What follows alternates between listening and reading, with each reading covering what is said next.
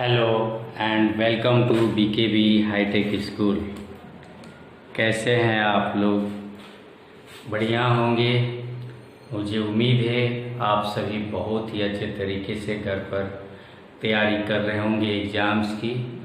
Exam बहुत ही नज़दीक आ चुका है, बहुत ज़्यादा समय नहीं है और सिलेबस पूरा भी करना है। सो आप सोए होंगे ऐसा मेरा मानना नहीं है, आप मेरी बात समझ रहे होंगे। सो प्लीज़ आप अपनी पढ़ाई जो है जारी रखिए। आज हम लोग पढ़ने वाले हैं लैंगिक प्रजनन। हम लोग इसके पहले अलैंगिक प्रजनन के बारे में जान चुके थे। हमने पिछले दिन आप लोगों को अलैंगिक प्रजनन के प्रकार इत्यादि का भी चर्चा कर दिया था।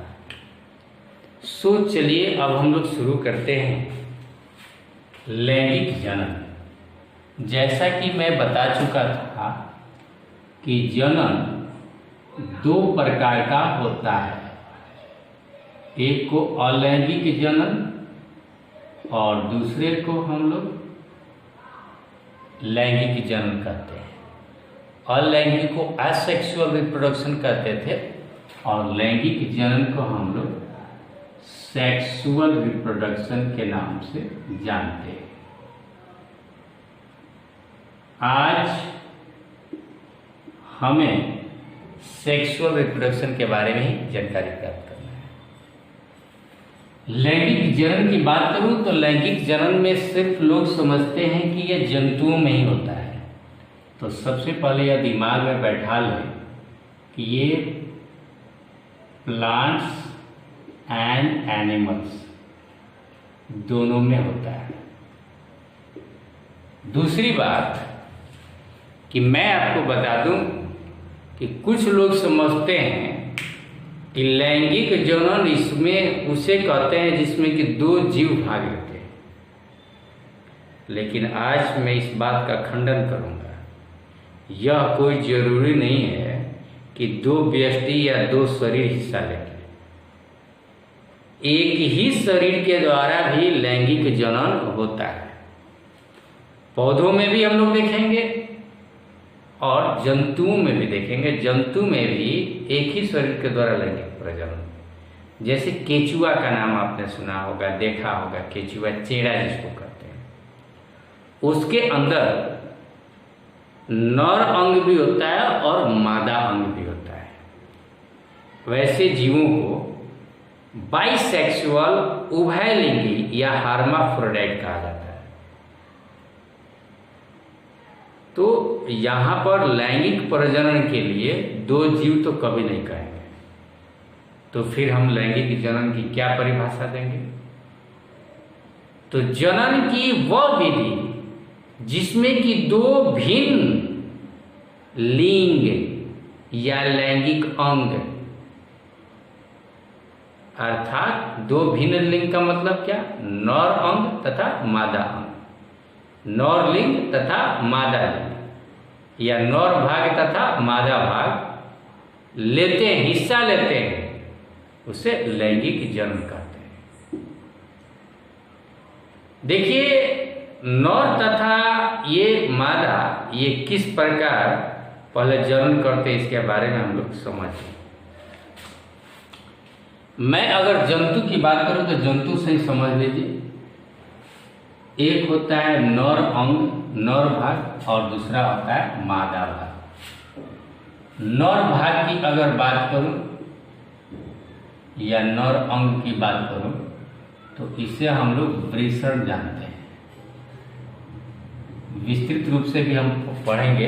अभी मैं ओवरव्यू दे रहा हूं। जब मनुष्य का प्रजनन तंत्र पढ़ेंगे तो विस्तृत रूप से इसका स्ट्रक्चर हम लोग जानेंगे कि वृषण कैसा होता है।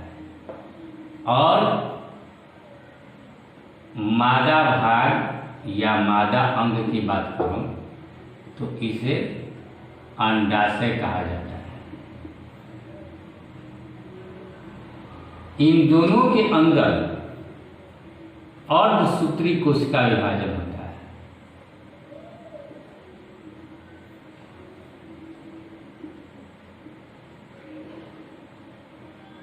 अर्धसूत्री कोशिका विभाजन वृषण में या एक कोशिका में हम जानते हैं 46 क्रोमोसोम होता है, 46 क्रोमोसोम होता है, लेकिन अर्धसूत्री कोशिका विभाजन से जो कोशिकाएं बनेंगी छोटी छोटी, उनमें 23 क्रोमोसोम ही रहते हैं। इनसे भी कोशिकाएं जो बनेंगी इनमें 23 क्रोमोसोम वाले ही कोशिकाएं बनेंगी। अगर ये देखिए मनुष्य में जो क्रोमोसोम्स होते हैं वो 23 प्रकार के होते हैं, लेकिन जोड़े में होते हैं, इसलिए 46 होते हैं। जैसे एक कोई चीज जोड़ा में होगा तो 2 होगा ना, तो उसी तरह 46 होने के लिए 23 प्रकार का चीज होता है, तब ना 23 दूना 46, 1 2 2 होता है। तो 46, ये देखिए 23 अगर होता है तो इसको n कहते हैं, इसको भी क्या कहेंगे n, इसको भी क्या कहेंगे n, इसको भी क्या कहेंगे n, ये भी n, ये भी n, ये भी n, ये भी n, तो इसको क्या कहेंगे 2n, इसको क्या कहेंगे 2n। इसको द्विगुणित यानी 2 से गुणा, और इसको अगुणित यानी कोई गुणा नहीं किया गया है, इसको अगुणित कोशिका कहा जाता है। अगुणित कोशिका, इनको इंग्लिश में हैप्लॉइड सेल्स कहा जाता है। ये टोटल अगुणित कोशिकाएं हैं, हैप्लॉइड है। इसको क्या कहेंगे द्विगुणित, डिप्लॉइड सेल। जिन कोशिका में 46 क्रोमोसोम्स होंगे गुणसूत्र, उनको डिप्लॉइड, और जिनमें n यानी 23 क्रोमोसोम्स होगा उनको हैप्लॉइड यानी अगुणित कोशिका। बारीकी से समझिएगा इस चीज को, तब बढ़िया से पढ़ पाएंगे, है ना। किताबी भाषा नहीं, मैं अपनी भाषा में सिखा रहा हूँ आपको। ये जो अगुणित कोशिकाएं हैं ये नर में और मादा में अलग अलग होते हैं। ये इनको हम लोग युग्मक के नाम से जानते हैं। वे कोशिकाएं अर्धसूत्री के बाद जो बनते हैं, अगुणित कोशिका जो जनन में हिस्सा लेते हैं, उन्हें युग्मक के नाम से जाना जाता है। और इस प्रकार से युग्मक कितने प्रकार के हुए? 2 प्रकार के। इनको क्या कहेंगे हम लोग? नर युग्मक। और इनको क्या कहेंगे हम लोग? मादा युग्मक। नर युग्मक और मादा युग्मक। ये जो नर युग्मक होते हैं जंतुओं में शुक्राणु के नाम से जाने जाते हैं, जिन्हें हम लोग एस्पर्म्स कहते हैं। और मादा युग्मक जंतुओं में ओवम के नाम से जाने जाते हैं, जिनको हम लोग अंडाणु के नाम से जानते हैं हिंदी में। युग्मक को गैमेट्स कहा जाता है। तो ये मेल गैमेट्स और ये क्या कहे जाएंगे? Female gametes. मेल गैमेट और फीमेल गैमेट। अब क्या होता है इसके बाद? तो इसके बाद एक क्रिया होती है, और इस क्रिया के बाद ये दोनों कोशिकाएं आधे क्रोमोसोम्स वाली एक दूसरे से मिल जाते हैं। इनको हम लोग संलयन करते हैं। शुक्राणु और अंडाणु ये दोनों एक दूसरे से मिलेंगे, यानी युग्मक संलयन। इनको क्या कहेंगे अगर पूरा अगर कहें तो? युग्मक संलयन। युग्मकों का संलयन हो रहा है, और इसी युग्मकों के संलयन की क्रिया को हम लोग हिंदी में निषेचन के नाम से जानते हैं, और इंग्लिश में फर्टिलाइजेशन के नाम से जानते हैं। Fertilisation is a process by which sperms and ovum unites to each other, एक दूसरे से जुड़ जाते हैं और जुड़कर रिजल्टेंट के रूप में जो चीज बनता है उसको हम लोग जाइगोट या हिंदी में अगर कहें तो युग्मनज कहते हैं। अब इस प्रकार आप समझ सकते हैं कि यह युग्मनज हैप्लॉयड होगा कि डिप्लॉयड होगा, गुणित होगा या द्विगुणित होगा। तो देखिए नर युग्मक में एक एन आया और मादा युग्मक के अंडाणु भी एक एन आया और जब युग्मन हुआ तो यह क्या हो गया 2n। इट मीन्स जो युग्मनज होगा वह क्या होगा द्विगुणित होगा, जो युग्मनज होगा वो द्विगुणित होगा। अब इसी युग्मनज में जाइगोट में समसूत्री कोशिका विभाजन होगा। समसूत्री माइटोसिस इसको कहते हैं, माइटोसिस सेल डिवीजन। और अर्धसूत्री को मियोसिस कहा जाता है। समसूत्री कोशिका विभाजन के फलस्वरूप ये जाइगोट अपना कोशिकाओं की संख्या बढ़ाएगा, 1 से 2, 2 से 4, 4 से 8, 8 से 16। जब मनुष्य की बात करूं तो 9 महीने तक इसके अंदर जो है कोशिका विभाजन होते रहता है, तब जाकर एक शिशु का जन्म होता है, शिशु का शरीर बनता है।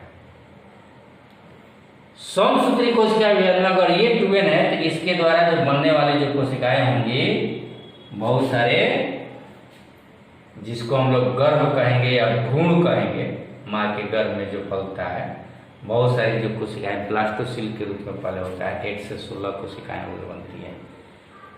ये भ्रूण, इसको क्या कहेंगे भ्रूण। और फिर भ्रूण में यह विकास चलते रहता है 9 महीने तक, तब जाकर एक शिशु का जन्म होता है और सबके अंदर 2n कोशिकाएं होंगी।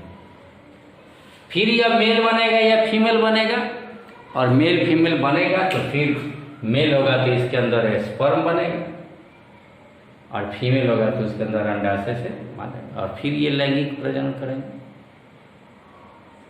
तो ये चीज जो है, जो अभी मैंने बताया, ये इसमें 2 जीव की बात नहीं करेंगे हम, बल्कि नर और मादा अंगों की बात करेंगे। चूंकि फूल में एक ही फूल है, एक ही पौधा का एक ही फूल में नर अंग भी होता है, मादा अंग भी होता है और उनके अंदर निषेचन होता है। तो हम यूं कैसे कह देंगे कि एक पौधा या दूसरे जगह से पौधा आएगा तब जाकर निषेचन होगा, तब जाकर इसमें लैंगिक प्रजनन होगा? ऐसा नहीं कर सकते। आपने अपने घर में कोई एक ही पौधा लगाया है, उस एक ही पौधा से फूल बनता है, फिर बीज भी बनता है और बीज के द्वारा फिर रोपते हैं तो फिर नया पौधा भी बनता है, कोई अन्य जगह से पौधा नहीं आता है। तो लैंगिक जनन में याद रखिए कि नर तथा मादा अंग हिस्सा लेते हैं, भाग हिस्सा लेते हैं, है ना? तो ये मैंने आपको समझाया, जाइगोट तक की क्रिया आपको मैंने समझा दिया। बहुकोशिकीय वयस्क जीव इस रूप से बनते हैं और स्वतंत्र अपना जीवन यापन करते हैं। उच्च कोटि के जितने पौधे और जंतु होते हैं उसमें लैंगिक जनन ही होता है। हालांकि एक कोशिकीय जो जीव होते हैं जैसे पैरामीशियम शैवाल, उसमें भी ऐसा होता है, लेकिन उसमें नर अंग और मादा अंग ऐसा मतलब ओवम और स्पर्म नहीं बनते हैं, बल्कि अपने अगुणित कोशिकाओं को ही बनाते हैं, छोटा और बड़ा आकार देकर। उनके अंदर कोई वृषण और अंडाशय नहीं होता। तो लैंगिक जनन होता है, लेकिन वो सरल अपना अलग तरीका है जिसको हम लोग 11वीं कक्षा में पढ़ेंगे। लिंग के अनुसार अगर बात करूं तो जितने भी जीव होते हैं, चाहे पौधे हो या जंतु, तो कितने प्रकार के हो सकते हैं लिंग के अनुसार? तो 2 प्रकार के हो सकते हैं। कौन कौन? एक को हम लोग कह सकते हैं एक लिंगी,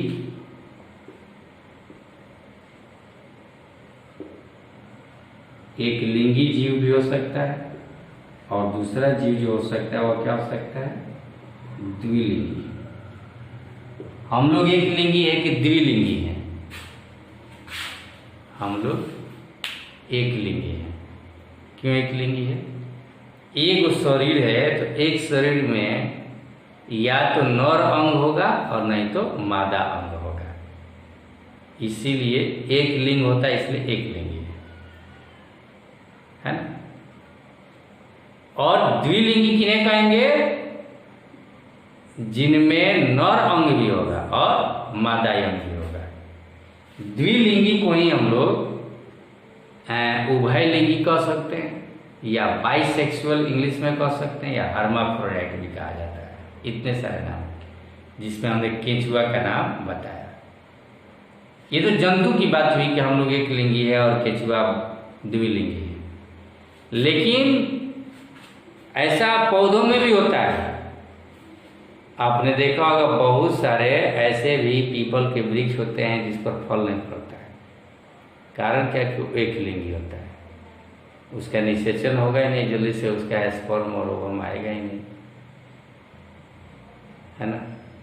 और कभी फल नहीं तो वो नर वाला पपीता जो होगा उस पर तो कभी फल होगा ही नहीं।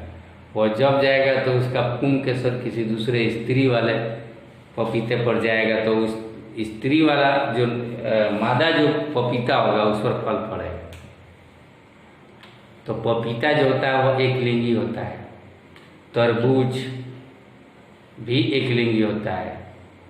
और जंतुओं की बात करें तो मनुष्य, घोड़ा, बिल्ली, ये सब तो एक ही लिंगी होते हैं। कबूतर, मछली, मेढक, है ना। सरसों की अगर बात करें, अड़हुल फूल की बात कर लें, या केचुआ की बात कर लें, या कृमि की बात कर लें, या हाइड्रा की भी बात कर लें अगर, तो वो द्विलिंगी होते हैं। उनके अंदर दोनों लिंग पाए जाते हैं, है ना, नर और मादा। केंचुआ की भी अगर बात कर लें तो इस प्रकार से लिंग के आधार पर दो प्रकार के होते हैं, एक लिंगी और द्विलिंगी। लैंगिक जन्म की सार्थकता की बात करेंगे, क्या होती है लैंगिक जन्म की सार्थकता? देखिए, लैंगिक जनन बहुत आवश्यक जनन है और सार्थक है, तो अभी यह सृष्टि चल रही है। लैंगिक जनन में होता क्या है? थोड़ी सी विभिन्नता आती है। और विभिन्नता क्यों आती है? जब कोई एक जीव जीता है ना, तो जीते समय जो पर्यावरण है, इस पर्यावरण में बहुत सारे बदलाव होते हैं, और उन बदलाव के साथ साथ हम शरीर के अंदर भी बदलाव चाहते हैं। जैसे गर्मी पड़ने लगा तो हम एसी का व्यवस्था कर लेते हैं, हमारा शरीर अब बार बार एसी ही खोजता है, गर्मी में नहीं बर्दाश्त होता। कुछ लोग ठंडी में निवास करते हैं और उनका शरीर ठंडे के लायक ही हो जाता है, गर्मी में रह नहीं सकते हैं। कुछ लोग बिल्कुल गर्म प्रदेश में ही रहते हैं और वहीं पर वो पसंद भी करेंगे, ठंडा उनको पसंद नहीं है, ग्रास नहीं है। मनुष्य है। वातावरण जब बदलता है ना, तो शरीर भी उस वातावरण के अनुसार बदलना चाहता है, और यह तभी संभव है जब उनमें लैंगिक जनन हो। और लैंगिक जनन में हमने बताया था कि पूरा का पूरा सेट जनक जीव से संतति में चला आता है, और उसमें जो संतति पैदा होते हैं वो बिल्कुल जनक के समान होते हैं। लेकिन लैंगिक जनन ही है जिसके कारण हम अपने भाई से अलग हैं, हम अपने बहन से अलग हैं, और हम अपने माता पिता से अलग हैं। जरा सोचिए कि मनुष्य में अगर लैंगिक जनन नहीं होता है तो क्या होता है? अगर लैंगिक जनन नहीं होता है तो हम सभी भाई बहनों का चेहरा अलग अलग नहीं होता है, और इस प्रकार हमारे पापा तो किसको बुलाते तो कंफ्यूज में पड़ जाते हैं।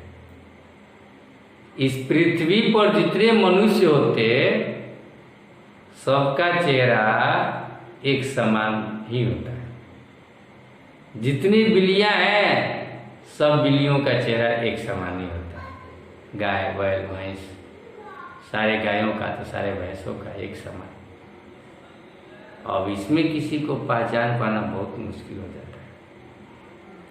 तो लैंगिक जनन का कितना बड़ा महत्व है आप समझ सकते हैं।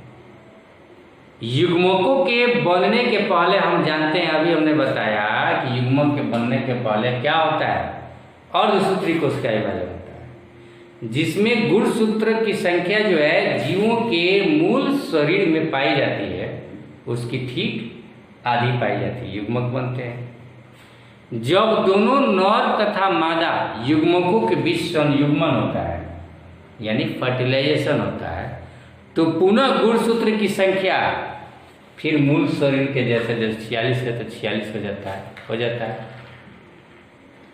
और इस प्रकार जीव अपने शरीर की संख्या के बराबर और गुणसूत्रों की संख्या को स्थिर बनाए रखता है। अगर लैंगिक प्रजनन नहीं होता है, अगर ये अर्धसूत्री कोशिका विभाजन नहीं होता तो क्या होता मालूम है? अगर 46 क्रोमोसोम वाला मिलता है तो बच्चा जो होता है वह 92 क्रोमोसोम वाला, फिर उसका बच्चा अगर पैदा होता तो 92 184, फिर उसका बच्चा 184 का डबल 364, 368, फिर उसका डबल, फिर उसका डबल। अगर ऐसे होता तो मालूम है इस पृथ्वी पर आज तक क्या होता? इस पृथ्वी पर चारों तरफ सिर्फ डीएनए, सिर्फ क्रोमोसोम्स के अंदर होता है डीएनए के अंदर जीव कहाँ होता है? इतने करोड़ वर्ष पुरानी हमारी पृथ्वी है, इस पृथ्वी पर जितना बार प्रजनन हुआ उस प्रजनन के फलस्वरूप जरा सोचिए कि चारों तरफ आज क्या दिखाई देता है? सिर्फ जीन ही जीन नजर आते हैं, क्रोमोसोम्स ही नजर आते हैं। कोई जीव तो पैदा मतलब दिखाई नहीं देता। तो एक तो लैंगिक जनन जब होता है तो अर्धसूत्री कोशिका विभाजन होता है, और अर्धसूत्री कोशिका विभाजन ही एकमात्र साधन है जिसके द्वारा क्रोमोसोम की संख्या आधी हो जाती है। और आधी होने से क्या फायदा है कि फिर से जब जाइगोट बनता है तो फिर 2n हो जाता है। फिर 2n जब व्यस्त होगा, है ना, जाइगोट व्यस्त होगा, बड़ा होगा, तो फिर युग्मक बनाएगा, फिर उसके बच्चे।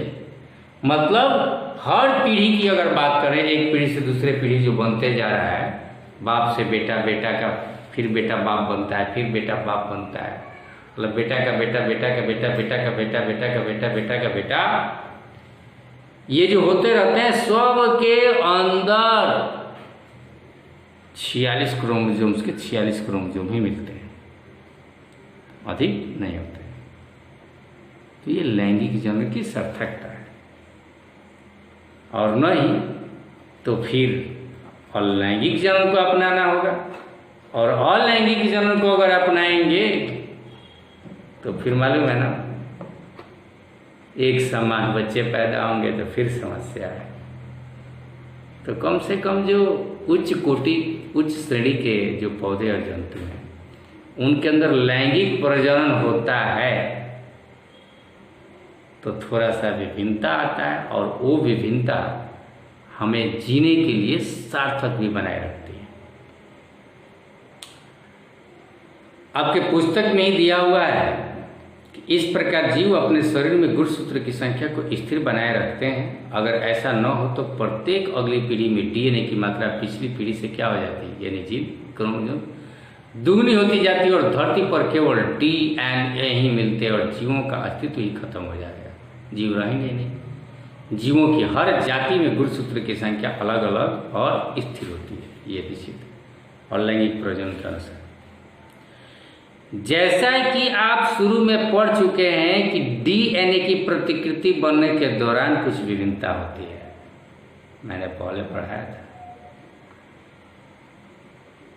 डीएनए क्रोमोसोम्स पर होता है,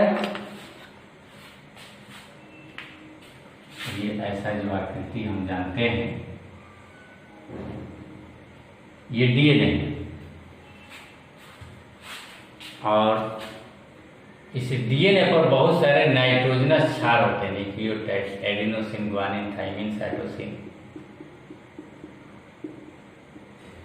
इनका अरेंजमेंट होता है। 4 प्रकार के नाइट्रोजनी क्षार यौगिक होते हैं, adenine, guanine, thymine, cytosine, short में लिखा। ये इसमें सजे रहते हैं, ऐसे इस प्रकार सजे रहते हैं। और जब अर्धसूत्री कोशिका विभाजन होता है, या यूं कहें कि प्रतिकृति जब अपना बनाता है, एक डीएनए से दूसरा डीएनए बनेगा, तो अब ना बाप में से फिर बेटा में भी जाएगा, और एक बाप में रह जाएगा, एक बेटा में चला जाएगा। ऐसा तो नहीं कि बाप खत्म हो जाएगा बेटा को जन्म देकर, या माँ खत्म हो, नहीं। माँ को भी जिंदा रखना है तो उसका तो डीएनए अपना है जो चाहिए, और बेटा को भी डीएनए अपना देना है, यानी यह अपना ठीक प्रतिकृति बनाएगा तब ना। तो एक्चुअली होता क्या है कि अर्धसूत्री कोशिका विभाजन जब युग्मक बनते हैं अर्धसूत्री कोशिका विभाजन के दौरान, तो यही जो नाइट्रोजनी क्षार है एटीजीसी, मान लीजिए कि एजीटीसी, यहाँ पर फिर सी, टी, जी, जी, ए, टी, सी, ऐसे है। और जब इसका रिप्लिकेशन हो रहा है, मतलब जब इसका डुप्लीकेट, जब इसका दोबारा बन रहा है, तो सब चीज वैसे ही है रहा, है ना। लेकिन क्या हुआ, यहाँ ए के जगह पर जी ऊपर चला गया, ए नीचे, सी, यहाँ टी है, टी, जी, ए के जगह पर टी ऊपर तो भी आ गया। तो थोड़ा सा एक न्यूक्लियोटाइड या एक नाइट्रोजनी क्षार थोड़ा सा अगर बदलाव हो जाता है किसी कारणवश, वो तो होता ही है।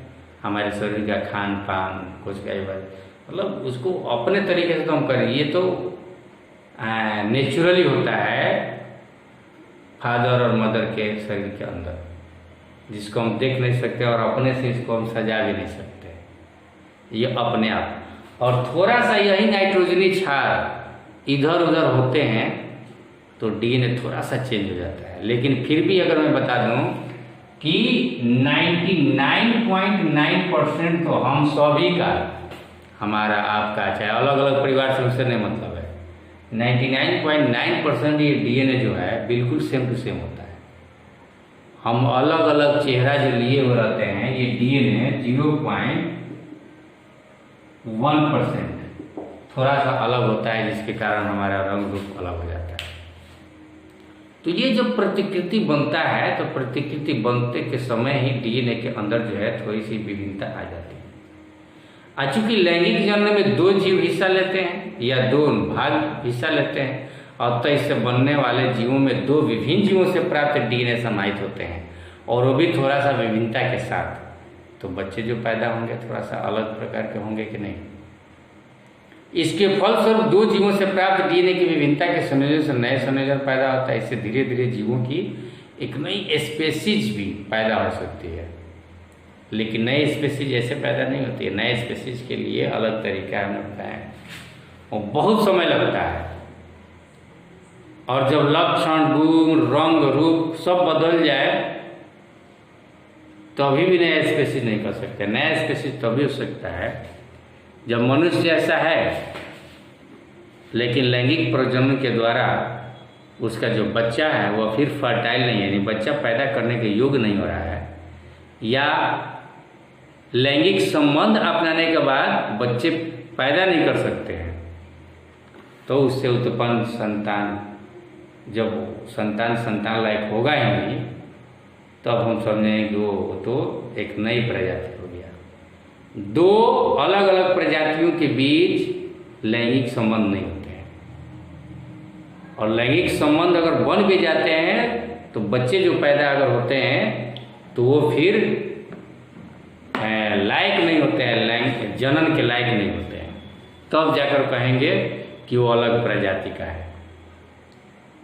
और ये जो होता है इसमें बहुत वक्त लगता है, इतना जल्दी मतलब ये सब नहीं होता है, वक्त बहुत ज़्यादा लगता है, बहुत अधिक लगता है। ठीक है। प्रत्येक स्पेसीज की समष्टि से उत्पन्न होने वाली विभिन्नता उस स्पीशीज के अस्तित्व को कायम रखने में सहायता करती विभिन्नता है, यानी उस स्पीशीज जो इस पृथ्वी पर कायम रहेगी। इस प्रकार लैंगिक जनन से जीवों में विविधता पैदा होती है तथा जीव विकास के लिए आवश्यक भी है। आज हमने लैंगिक जनन की खास और महत्वपूर्ण कुछ बेसिक चीज़ें बताएं। कल हम लोग जो है पुष्पी पादपों में लैंगिक जनन देखेंगे और फिर अगले दिन हम लोग जंतुओं में भी लैंगिक जनन देखेंगे। आज तक के लिए इतना ही। मैंने कैसा समझाया है ना, इसकी भी प्रतिक्रिया जरूर मुझे दें, है ना। तब तक के लिए थैंक यू एंड अलविदा।